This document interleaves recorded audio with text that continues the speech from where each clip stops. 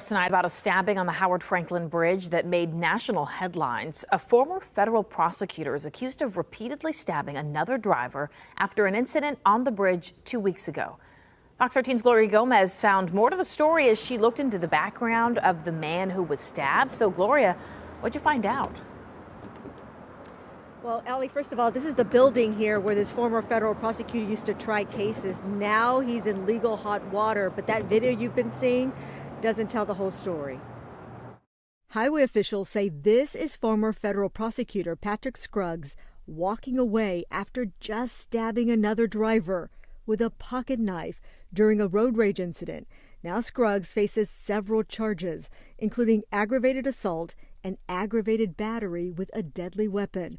But weeks after it happened, we're learning more about the people involved in this violent altercation, including the man who was stabbed. If the person is acting erratically, slurring their speech in threatening manner, stumbling but coming after them in an aggressive manner, well, the person may be able to determine, hey, I thought he was intoxicated, I thought he was on something. Criminal defense attorney Paul Figueroa, who is not connected to this case, says it's critical to know if anyone involved was impaired or under the influence of drugs or alcohol at the time of the incident. They're also going to have those toxicology reports in order to determine if they can prove a case or not, or if there is a self-defense case in there that makes them decide ultimately that the person acted justifiably. While Fox 13 has confirmed the name of the stabbing victim, we are not identifying him, but we can share what we've learned about his past, and it is lengthy.